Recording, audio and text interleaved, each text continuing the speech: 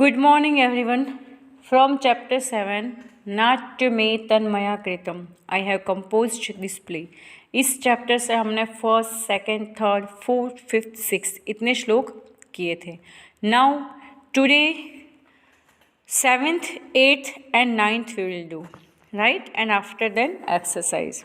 So अभी तक हमने ये पढ़ा था कि चैप्टर ये जो है नाट्य तन्मयम कृता, उसको जो भरत मुनि उन्होंने किस तरह से कंपोज किया है, उसमें क्या क्या चीज़ें उन्होंने ऐड की है, किस तरह के दुख, किस तरह की बातें उन्होंने, किस तरह की खुशियाँ, ड्रामा, उस ड्रामा में रिलीजियन, उसमें सब nature, control, badly behaviour, act of operation of those behave nicely, desires, peace, wealth, war, then laughter, then killing, है ना.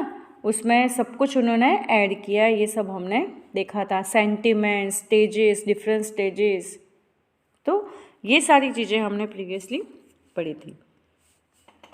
टुडे श्लोक नंबर 7.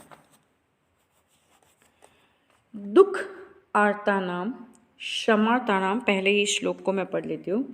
दुखार्तानाम क्षमार्तानाम लोक शोकार्तानाम तपस्विनाम विश्रांति जननम काले नाट्यमेद भविष्यति. फर्स्ट वर्ड इज दुखार्तानाम. It means who suffer from woes and worries. जो चिंताओं से पीड़ित हो उसको बोलते हैं दुख आर्तानाम, miserable, right. So, to those who suffer from woes and worries. Shramartanam. Shramartanam, it means tired doing hard labor.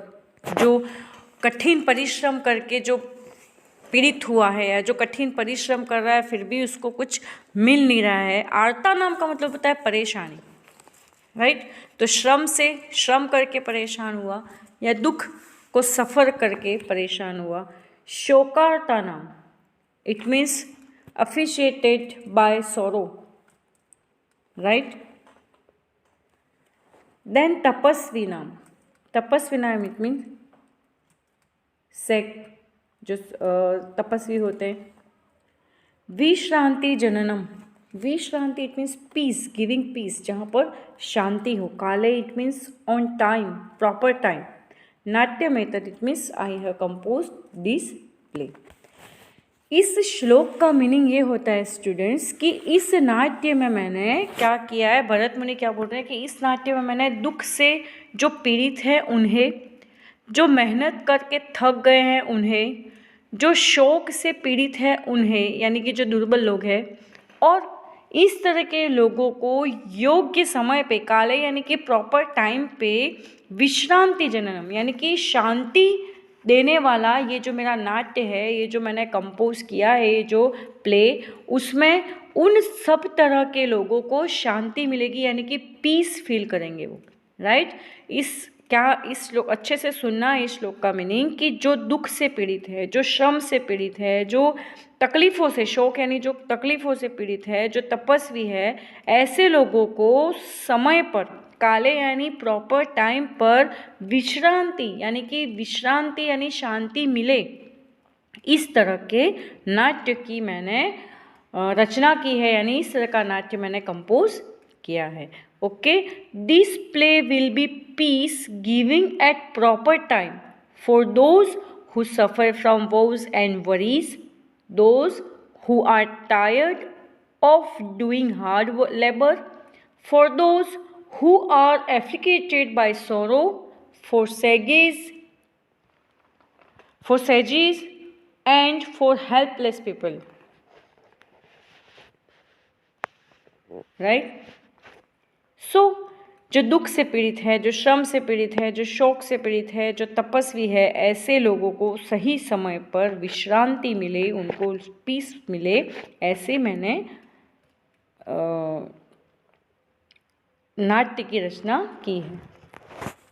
Okay. Again I am telling this play will be peace giving at proper time for those who suffer from woes and worries, those who are tired of doing hard work, for those who are afflicted by sorrow, and for those who are helpless people. Right? Now 8. धर्म्यम यशस्यम आयुष्यम. यहाँ पे 3 चीज़ें हैं, धर्म, यश, आयुष्य.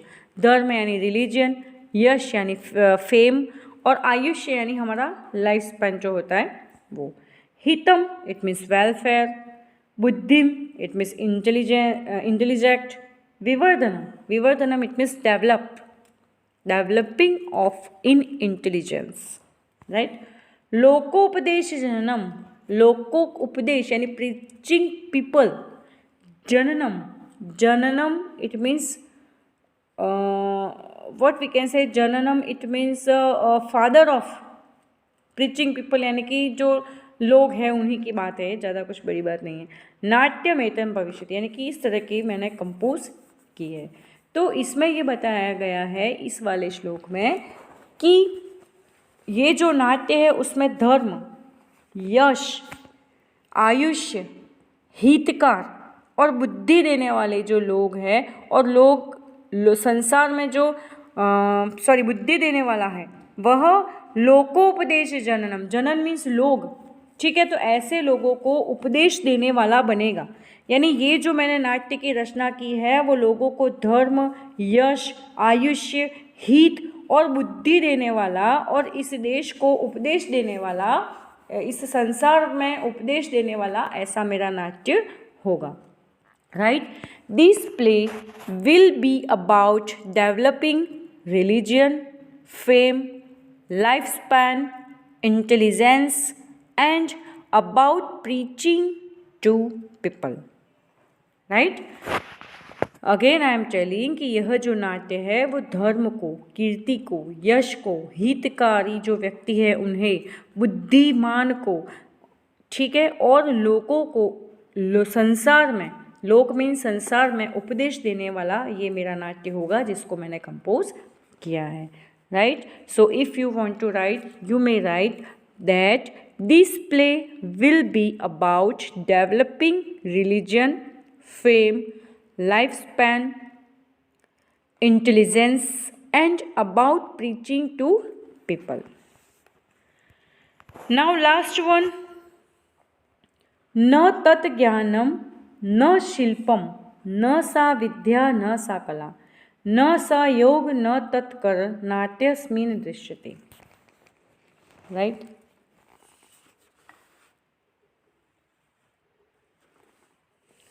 It means न तत् ज्ञानम. तत् it means where there in नाट्य, इट मीन्स प्ले. यानी कि ऐसा नहीं है कि इस प्ले में ज्ञान नहीं है, ऐसा नहीं है कि शिल्पम, इस प्ले में कोई स्कल्पचर नहीं है या कोई शिल्प नहीं है. न सा विद्या, ऐसा भी नहीं है कि इसमें कोई विद्या नहीं है.